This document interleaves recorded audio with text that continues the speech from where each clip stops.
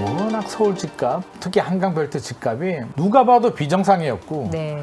비정상을 브레이크 잡는 역할은 저는 적절히 했다. 해야 되는데 이왕하는 거 좀 심리적으로 충격요법 한번 네. 준 거는 맞는데 지속 가능한 대책은 아니다는 게 이제 한계예요. 이재명 정부는 문재인 정부와는 달라라는 걸 지금 굉장히 중요한 기조로 생각을 하고 있는 것 같고요.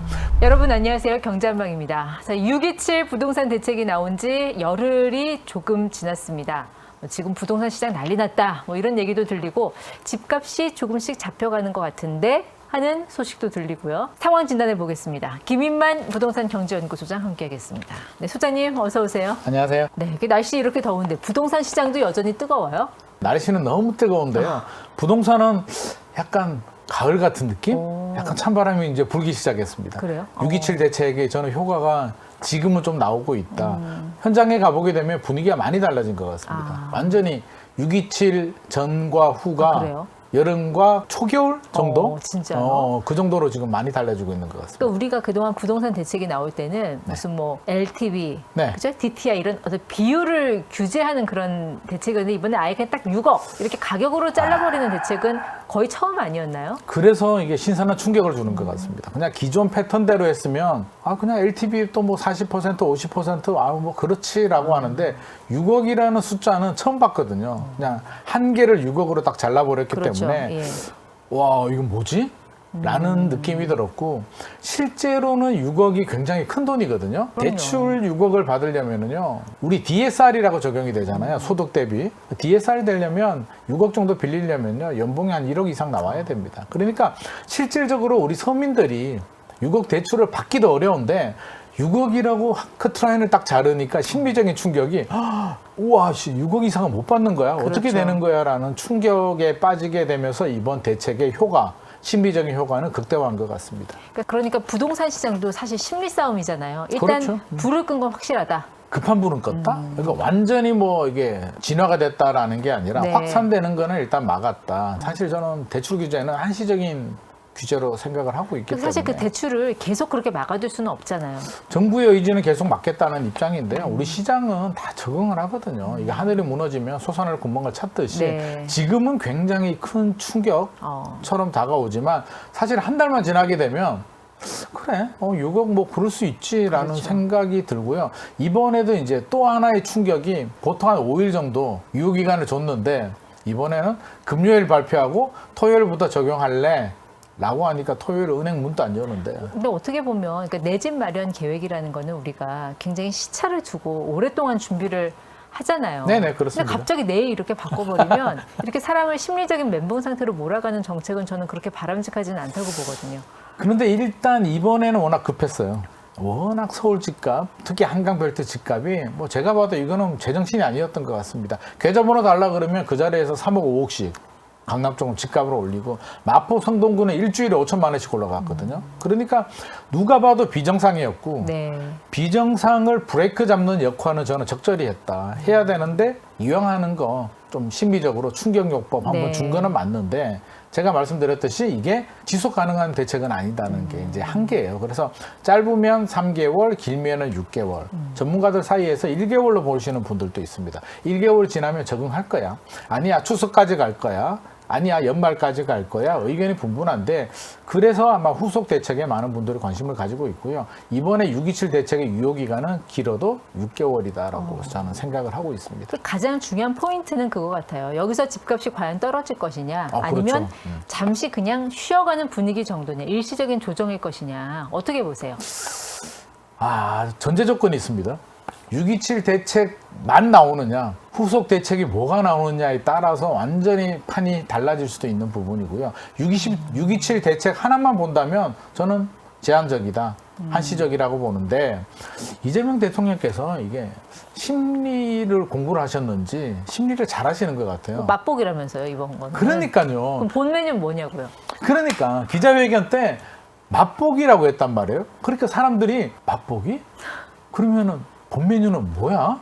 라고 하는데 시장에서 주식시장도 마찬가지고요. 부동산 시장에서 제일 싫어하는 게 불확실성입니다. 맞아요. 이 불확실성이 사실 저도 인터뷰를 해보고 임장을 가서 현장 부동산 사장님들 얘기를 들어보게 되면 오히려 627 대책보다 이 맛보기 발언이 더 무섭다고 말씀하시는 분들이 많이 있습니다. 근데 이번에 웬만큼 들어갈 거 다 들어갔잖아요. 주담대 6억으로 묶었죠. 굉장히 조건부 강력했죠. 전세대출 묶었죠. 그렇죠. 재건축 재개발할 때 이주비 대출 받는 것까지 막아놨는데 그렇습니다. 뭐가 또 있을까요?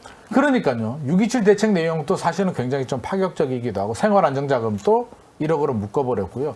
6억 대출에 66이었잖아요. 666. 6억 대출에 기존 주택이 있는 분들은 6개월 내에 기존 주택을 처분해야 되고 대출을 받는 분은 6개월 내에 내가 또 전입신고, 입주를 해야 됩니다. 그래서 666이라고 하는데 이것만 해도 굉장히 아픈데 강하게 한 대 맞았는데 맛보기라고 하니까 아니 그러면 본 메뉴는 도대체 얼마나 무서운 걸 때리는 거야? 라는 두려운 마음. 불확실성 때문에 지금 현장 분위기는 몰라. 매수자들은 일단 발 빼고요. 아, 더 떨어질 수도 있지 않을까? 내가 지금 사야 돼? 아니야. 기다릴 거야. 발을 빼고 있는 거고요. 뺐습니다, 이미. 매수 문의가 10건 정도 들어오다가 6.27 대책 발표되고 한 건으로 뚝 떨어졌다고 하거든요. 네. 그래서 일단 매수자들은 관망. 내가 떨어지면 들어가야지. 지금은 안 들어갈 거야. 라고 지금 기다리고 있고요. 집주인들이 이제 급매로 막 던지게 되면 집값이 떨어지는데 집주인 입장에서 보면 대출 규제 강하긴 한데 뭐 어떡하라는 거지? 그러니까 이 6억 대출 규제라는 게 네. 매물을 던지는 효과는 없어요. 수요를 막을 뿐이지. 근데 지금은 정말 집값을 그렇습니다. 내리려면 네. 매물을 던지게 해야 되잖아요. 그렇죠. 매물을 던져야 되는데 대출 규제 나왔는데 내가 왜 급매로 파야 되지? 이 내 집은 내 노후 준비에 내 자녀의 인생이 달린 중요한 문제인데 왜 팔지? 라는 얘기를 하는 거고요. 또 하나 중요한 건 이제 현장 부동산에서도 그 얘기를 합니다. 제가 어제 원밸리도 갔다 오고 마포, 마레프도 보고 왔는데 상반기에 거래가 많이 됐거든요. 특히 이제 6월에 폭발적으로 아마 통계가 집계까지 안 끝났는데요. 6월 서울 아파트 거래량이 아마 15,000건 넘을 것 같습니다. 제 생각에는. 2021년보다 더 높아요. 엄청나게 많이 거래가 됐다는 얘기는 팔 사람들은 이미 많이 팔았어요. 지금까지 계좌 안 주고 버티는 사람은 사실 팔 마음이 없는데 그냥 한번 던져가지고 호가를 올린 거고요. 팔아야 될 분들은 대부분 소진이 됐습니다. 그래서 현장에서 하는 얘기가 매물이 없다. 매물이 있어야 팔려는 분들이 예를 들어서 내가 3개월 내에 팔고 이사를 가야 돼 라고 하는 분들은 걱정이 될 수도 있잖아요. 3개월 내에 안 팔리면 어떡하지? 네. 값을 내려야 돼? 그런 분들은 불안하잖아요. 빨리 팔아야 되나? 이거 생각보다 강하나? 라는 걱정이 되는데 이미 팔 사람들 팔았고요. 네. 지금 버티는 분들은 내년에 팔아도 되고 3년 후에 팔아도 되는데 굳이 정말 매물을 던지게 하려면 사실 보유세 5% 이런 식으로 세금 폭탄이 내려져야 그때 던지지 이렇게 대출을 막는 거는 어느 정도 수요를 제한하는 효과는 있을지 몰라도 실제 그 시장에 주는 충격이 그렇게 크지 않을 거다. 이런 이게 얘기도 정확하신데요. 매물을 나오게 하려면 이제 공급은 두 종류가 있잖아요. 입주 물량이 많이 나오게 하는 방법, 집주인이 매물을 나오게 하는 방법인데 네. 입주 물량이 나오게 하는 방법은 현실적으로 지금은 없죠. 지금 공사해도 3년 후에 입주하는데 지금 공사할 수도 없고요. 네. 시간이 좀 걸립니다. 정부도 후속 대책에 공급 내용들 준비를 해도 지금 입주 물량 안 나옵니다. 그러면 매물이 나와야 되는데 우리가 매물 나오는 거는 딱 정해져 있잖아요. 일단 집을 가지고 있는 게 부담스러워야 돼요. 그게 고통스러워야 되죠. 내가 이걸 왜 가지고 있어야 되지? 진짜 팔아버리고 싶어라는 마음이 들어야 되고 두 번째는 양도세. 문재인 정부가 실패했는 게 보유세는 올렸습니다. 너무 부담스러워. 내가 몇 천만 원, 그 당시 몇 천만 원 내는 분들 계셨거든요.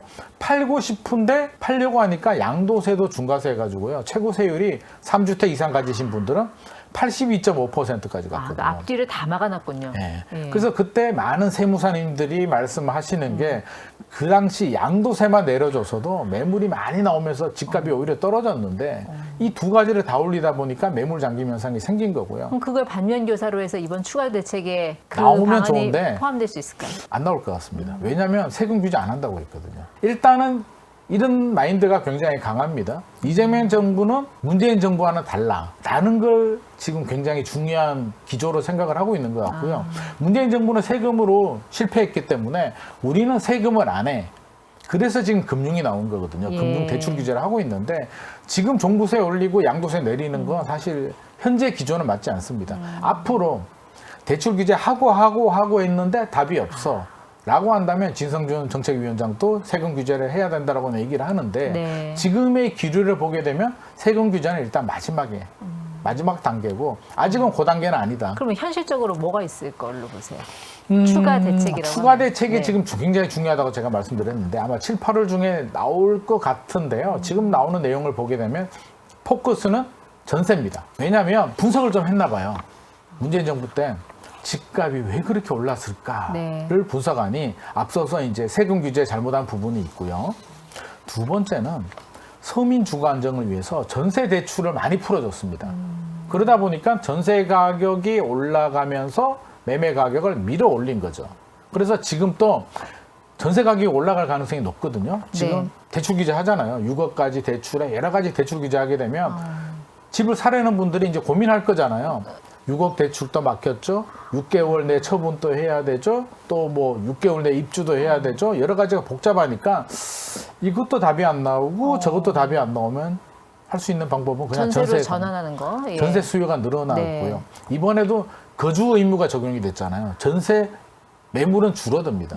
거기에 아마 내년부터 입주 물량은 많이 줄어들죠. 2026년, 2027년까지. 2028년, 2029년에도 부족할 겁니다. 입주 물량은요, 3년 전에 분양 물량인데 2023년부터 시작해서 올해까지도 분양 물량이 부족하고요. 내년에도 분양 물량이 많이 늘어날 게 없습니다. 그렇게 바라보면 전세 가격 올라갈 일만 남았죠. 그러니까 전세 수요는 늘어나는데 당장 공급은 늘리기 어려우면 그러니까요. 결국은 이제 뭐 대출, 전세 대출 제한해서 가격 상승 맞는 것밖에 방법이 없잖아요. 그렇습니다. 그래서 지금 후속 대책으로 준비하고 있는 게 전세 대출을 규제해서 전세금이 올라가는 걸 막아버리겠다. 그러면 전세 대출을 규제할 수 있는 방법은 일단 지금 나오는 얘기가 DSR. 전세는 빼줬거든요. 그렇죠. 우리 서민들이 전세 구하는데 이걸 소득이 낮다고 전세 대출을 못 받게 하면 이분들이 어디로 가야 되냐. 그러면 뭐 지역에 따라서 외곽에 계시는 분들이 좀 좋은 지역, 네. 애가 공부 잘해서 좀 좋은 학군 지역으로 갈 수도 있는 거고요. 대출 받아서 투룸 있는 사람이 스리룸으로 갈 수도 있는 건데 이거를 이제 규제하겠다. 근데 그렇게 전세 대출을 규제하면 가계 부채를 줄이고 집값 가격 상승의 고리를 끊는 역할은 할 수 있을 것 같긴 그렇습니다. 한데 세입자들은 피해 보잖아요. 제가 제일 걱정되는 게 결국 세입자가 피해 보는 거거든요. 돈 많이 가진 사람들 있잖아요. 부자들은 이번에도 제가 인터뷰하러 가니까 눈도 깜짝 안 하더라고요.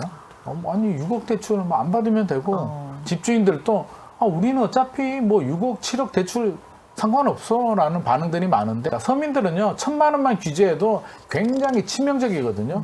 DSR 규제 사실 전세 대출에 적용하게 되면 굉장히 고통스럽습니다. 물론 전세 가격이 올라서 매매 가격을 밀어 올리는 그 고리는 차단할 수 있을지는 모르겠는데 그 고리를 차단한다고 집값이 안 오르냐 그러면 전세 가격 안 오른다고 집값 안 오를까요? 최근에 보통 서울이 이제 전세 가율이 몇 달 전만 하더라도 한 53% 정도 됐거든요. 네. 근데 최근에 서울 평균이 45%로 떨어졌고요. 강남 3구의 전세 가율은 30%대 중반대로 떨어졌습니다. 그러면 뭐 예를 들어서 집값이 10억이면 전세가 3억밖에 되지 않는데 네. 그런데도 집값은 올라갔다는 거죠. 그러면 전세 가격이 올라가서 집값이 밀어 올릴 수도 있는데 역설적으로 말하면 전세 가격이 안 올라가도 집값은 올라갈 수 있다는 네. 거고요. 집값이 올라가게 되면 나중에 시간을 두고 전세 가격도 따라 올라갈 수는 있는데 대출이 안 나온다. 뭐 DSR 3억 막아버리게 되면 어떤 일이 발생할까요? 그러면 집주인들이 대출 안 나오네. 그러면 내가 너 전세금 안 올릴게. 너 편하게 살아라고 할까요? 아니요. 월세. 그러니까 집주인들 마음은 아니 대출이 안 나와서 월세를 못 준다고? 그러면 월세라도 내. 그러면 1억을 올려야 되는 분이 대출 규제에 막혀서 1억이 안 나옵니다. 그럼 집주인은 20만 원 주세요. 너 전세가 지금 5억이지 원래 6억을 올려야 되는데 1억을 못 올리니까 5억에 20만 원이 되는 거죠. 이걸 반전세라고 하는데 앞으로 이렇게 되면 아마 월세 시대의 전환 속도가 굉장히 가팔라질 가능성이 높습니다. 그러면 자 월세 내보신 분들은 알 거예요. 월세 내게 되면요. 차라리 대출이자 받아서 집 사는 게 낫지. 월세 내게 되면 우리가 열심히 허리끈 졸라매고 종잣돈 모아서 대출 좀 받아서 내 집 마련해야 되잖아요. 대부분 이제 그렇게 자녀들도 좀 크고 하면 내 집 마련하는데 한번 월세의 늪에 빠지게 되면 월세 갖고 애 학원 보내야죠. 생활비 써야죠. 교통비 써야지. 한 번씩 외식도 해야지. 돈 모을 수가 없어요. 종잣돈 못 모으게 되면 진짜 매매로 갈아타기가 너무 힘들어집니다. 저는 그 부분을 제일 걱정하는 부분이고 네. 그래서 가급적이면 월세보다는 전세, 대출을 받더라도 전세 살고 있으면 나름대로의 레버리지가 되잖아요. 그럼 예. 종잣돈을 보태서 나중에 집을 살 수가 있는데 월세 살다가 집을 사는 건 사실 굉장히 힘듭니다. 그렇죠. 그럼 정말 내 집 마련이 필요한 실수요자들은 이런 혼란스러운 상황에서 어떻게 해야 될까요? 좀 최대한 보수적으로 잡아야 될까요? 계획을? 일단은 좀 냉정해져야 될 것 같습니다. 6월까지만 하더라도 막 우리가 포모 현상이라고 네. 하잖아요. 지금 아니면 안 될 것 같고 영끌하고 사실 이것도 서울의 일부 지역 얘기입니다.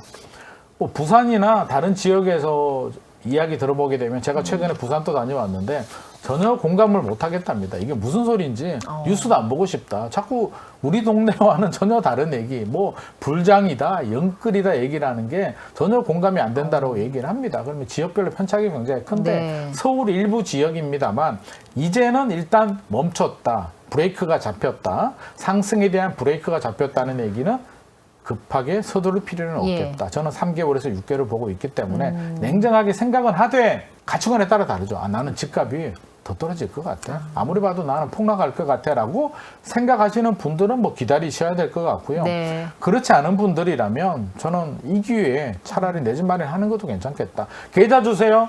5천만 원 1억씩 올라. 그런 집을 어떻게 삽니까? 근데 그렇지 않은 분위기라면 오히려 뭐 마포나 성동이나 너무 많이 오른 지역 외의 지역들은 2021년 고점 대비 여전히 한 90%, 예. 80%대 머물러 있는 지역들이 있거든요. 그래서 그런 지역들 내 집 마련하는 게 맞고 저는 나무를 보지 말고 숲을 좀 보라는 말씀 전하고 네. 싶습니다. 이게 무슨 말이냐면 결국에는 가격을 결정하는 건 수급이잖아요. 수요와 공급인데 서울이 수요, 소위 말해서 인구가 줄어들까요? 당장? 아니요. 안 줄어들 것 같아요. 출산율은 줄어들어도 전국에서 지금 서울의 좋은 대학교, 대기업, 양질의 일자리를 찾아서 올라오고 있기 때문에 수요가 줄어들지 않는 건 우리 다 알고 있습니다. 미국에서도 한국에 집 사러 오잖아요. 그러면 공급 보게 되면 앞서서 우리가 2026년부터 2028년, 9년까지 입주 물량이 감소하는 네. 거는 100% 팩트고요. 여기서 정부가 어떤 대책을 마련하더라도 갑자기 입주 물량이 늘어날 수는 없습니다. 그러면 집주인이 갑자기 매물을 던질까요? 어떤 경제 위기? 뭐 이런 거 아니면 대출 규제, 매매 대출 규제, 전세 대출 규제만으로 집주인이 저는 급매로 던지지는 않는다고 생각합니다. 그렇게 바라보면 숲을 바라보게 되면 사실상 집값이 크게 폭락하기는 어렵겠다. 그리고 정부도 생각을 하겠죠. 정부가 바라는 안정은 거래량이 떨어지고 상승률이 둔화되는 이런 안정된 흐름을 원하는 거지. 집값이 폭등하는 것도 문제인데 사실 폭락하게 되면 어떻게 될까요? 생각도 하기 싫은데 폭락하게 되면 세수도 줄어들지만 우리 내수 경제나 경제에 미치는 영향이 너무나 크거든요. 소장님 말씀을 종합해 보면 폭락까지는 아니지만 의미 있는 조정은 온다. 저는 그렇게 보고 있습니다. 뭐 사실 상반기에 급등은 누가 봐도 비정상이었습니다. 네. 한강벨트, 마용성 뭐 이런 집들 너무 많이 올랐는데 이걸 강제로 내리기에는 부작용이 너무 크고 네. 아마 정부도 부담스러울 거예요. 그렇게 바라보면 저는 그 정도 6개월 정도가 사실은 한 2년? 3년 오를 게 저는 다 반영이 됐다고 보거든요. 그렇게 바라본다면 한 2, 3년은 저는 안 올라도 이상하지 않다. 한강벨트는. 네. 다만 이제 가파르게 오른 지역이 이번 규제의 영향은 더 크게 받겠죠. 받고 이게 정상이다. 이렇게 가파르게 올랐는데 이번에 브레이크가 잡혀서 쉬어가는 게 저는 정상이다. 네. 저 개인적으로는 2, 3년은 쉬어갔으면 좋겠는데 또 모르죠. 이 심리가 또 발동이 되고 예. 불안 심리가 발동이 되면 또 비정상 상승을 할 수는 있는데 상식적으로 보자면 저는 내 집 마련하시는 분들은 급등했는 지역들보다는 급등하지 않은 지역에 돈에 맞춰서 내 집 마련하시는 게 맞을 것 같고. 그리고 이제 하반기 되면서부터 이제 새 정부는 어쨌든 재정을 풀자는 거잖아요. 그렇습니다. 유동성이 많이 공급이 될 것이고 특히 한국은행이 뭐 시기 문제긴 하지만 금리 인하 뭐 하겠죠. 하겠죠. 예, 더 하겠죠. 지금 분위기 좋잖아요. 네. 그래서 사실은 이번 6.27 대책이 이렇게 나온 이유도 여러 가지가 있는데 추경에서 돈 풀죠. 만약에 6.27 대책에서 이렇게 브레이크를 안 잡아줬으면 유동성 푼다 그러면 또 어떻게 될까요? 심리가. 지금 또 빨리 사야 되는 거 아니야? 야, 기준금리 내린대. 야, 빨리 사야 돼. 난리가 나는데 다행히 브레이크가 잡혀서 거래량 상승률이 떨어지고 심리가 관망으로 돌아섰기 때문에 금리 내리고 추경하기는 굉장히 좋은 환경이 만들어진 것 같습니다. 네, 이제 부동산 대책이 일단 맛보기는 했고요. 이제 본 메뉴가 무엇이 될지 향후에는 이제 전세 대출 규제가 강력한 카드로 떠오르고 있으니 여러분들 또 내 집 마련 계획, 또 전세 마련 계획에 참고하시면 좋을 것 같습니다. 김인만 소장 함께했습니다. 고맙습니다.